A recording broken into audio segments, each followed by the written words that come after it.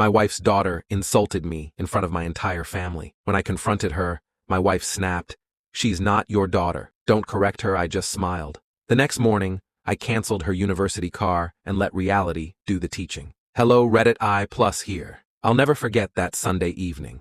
The night I realized just how fragile respect can be when it's only built on convenience. We'd invited my entire family over for dinner. The house buzzed with warmth, the sound of laughter, the clinking of glasses, and the smell of roast chicken filling the air. For a brief moment, I thought everything was perfect. I thought blending our families had finally started to feel natural. Then her voice, sharp, venomous, and filled with entitlement, cut through the noise like a blade. "You're not my real dad," she said, reclining back in her chair with a smirk. "You don't get to tell me what to do." Silence, the kind that swallows every sound in a room. My brothers froze. My mother lowered her gaze, embarrassed for me. Even the candles seemed to flicker differently. I breathed in once, calm, steady, while my mind tried to catch up to the sting that burned my chest. I didn't respond. I didn't need to. But that silence, it was the beginning of something. That night, after everyone had gone, I called her aside. I wasn't angry. I wasn't loud. I just wanted to speak to her like an adult. "Lila," I said, "respect isn't a favor. It's the foundation that keeps a home standing. You live here, drive a car I paid for, go to a school I fund, eat food from a table I built. All I've ever asked is that you treat me with the same decency I've shown you." Before she could respond, her mother, my wife, Tessa, stepped between us. "She's not your daughter," she snapped. "Don't correct her." Her words didn't just sting, they shattered something inside me. I looked at her, waiting for even a flicker of remorse. Nothing, so I smiled. Not the kind of smile that means forgiveness, but the kind that says, "You've just crossed a line you can't uncross." They didn't understand what that smile meant, but I did. That was the night I stopped being part of their family. Tessa and I had been married for 3 years. I was 45 when we met, stable, successful, and ready for something real after years of solitude. She was a widow then, raising her teenage daughter on her own. When I stepped into their lives, I thought I was saving them both from struggle. I paid off their debts, bought a larger home, set up a college fund, even surprised Lila with a car for her 19th birthday. I thought generosity would build connection, that love could be purchased through patience and sacrifice, but I was wrong. To her, I was just a sponsor, the man who made life easier. To her mother, I was a provider, not a partner. And when I stood there that night, humiliated in front of my own family, something inside me went very, very still. The next morning, while they slept, I sat at my desk and began to quietly dismantle the life I'd built for them. The car, registered under my name, the apartment near campus, paid for by my account, the tuition, charged directly to me, every comfort, every convenience, mine to grant and mine to revoke. So I called my lawyer, a discreet man who understood the meaning of silence. By dawn, the car's registration was voided, the tuition payment withdrawn, and the apartment lease canceled. I didn't leave a note. I didn't explain. I just let reality find them. The next morning, I was at the kitchen table, sipping my coffee, when Lila came down the stairs, phone in hand, her usual arrogance painted across her face. Then I watched it fade. "Why is my university account saying I'm dropped from classes?" she demanded. I said nothing. Moments later, she stormed outside. I heard the door slam, then silence, then a sharp, desperate cry. When she came back inside, her face was pale. "My car's gone," she said, her voice trembling. "And my landlord says my lease is canceled." Tessa came rushing in, panic all over her face. "What did you do?" she shouted. "You can't just ruin her life." I set my cup down, calm and deliberate. "She is not my daughter," I said, meeting Tessa's eyes. "Remember? You told me not to correct her. So I won't. I won't correct her, and I won't provide for her." Silence.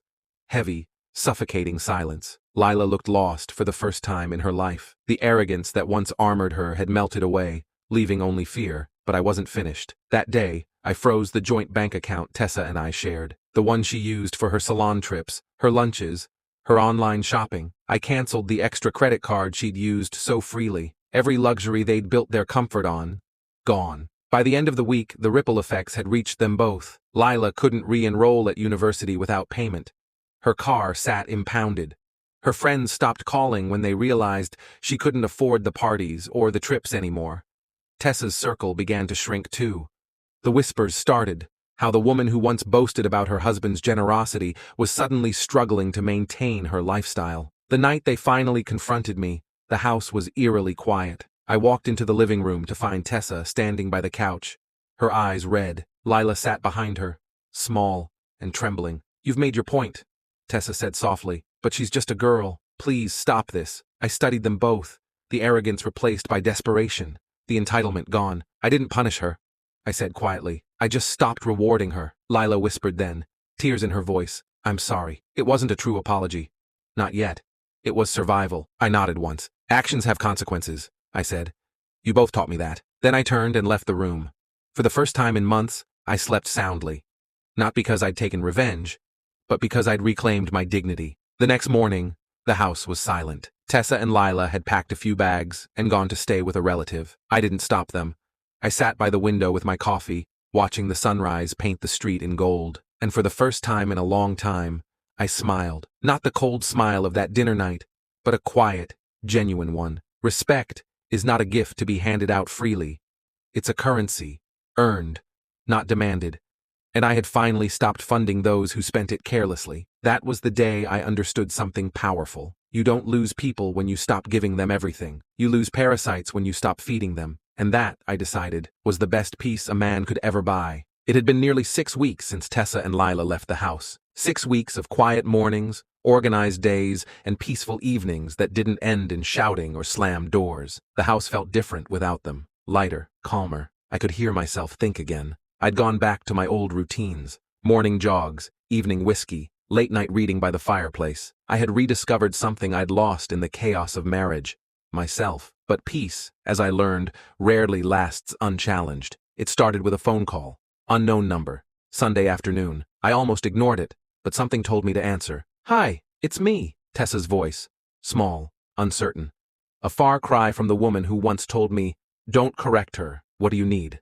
I asked, keeping my tone even. "I wanted to talk," she said. "In person, please." I hesitated. My first instinct was to hang up, but curiosity won. I wanted to see what apology looked like when desperation forced it. "Fine," I said. "Tomorrow, noon, at the cafe near the park." The meeting. She arrived late. Of course she did. Some habits never die. When she finally walked in, she looked older. The stress had stripped the glow she used to flaunt. Her hair was tied back, her clothes plain. A far cry from the designer wardrobe she once couldn't live without. "Thank you for coming," she said quietly. I just nodded. For a moment, neither of us spoke. Then she took a deep breath. "She didn't mean it that night," Tessa began. "Lila's been through a lot. She lost her father young, and I raised a hand. "Stop. Don't turn this into another excuse." She flinched. "I'm not making excuses. I just want you to understand. You were good to her, and she was cruel." I interrupted. "And you defended her. You humiliated me in front of my family. So if you're here for sympathy, you're wasting your time." Her eyes welled up. "I made a mistake, all right? I should have stopped her. I should have backed you up. I know that now. But she's different, I swear. She's looking for jobs. She's trying to fix her life.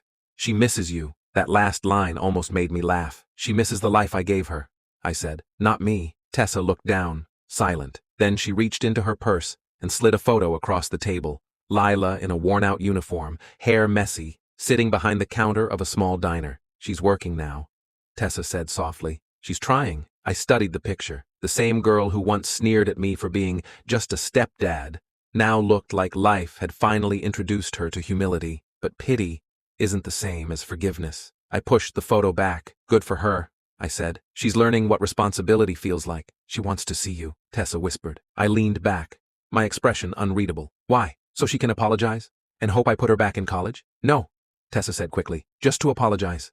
Please, for both of us." Her voice cracked on the last words, and I could see, for once, she wasn't playing a role. She was tired, genuinely tired. "All right," I said after a pause. "Tell her to come by the house tomorrow evening." Alone. The apology. When Lila arrived the next day, she didn't swagger into the house like she used to. She hesitated at the door, clutching her bag like a stranger. "Come in," I said. She looked around the place.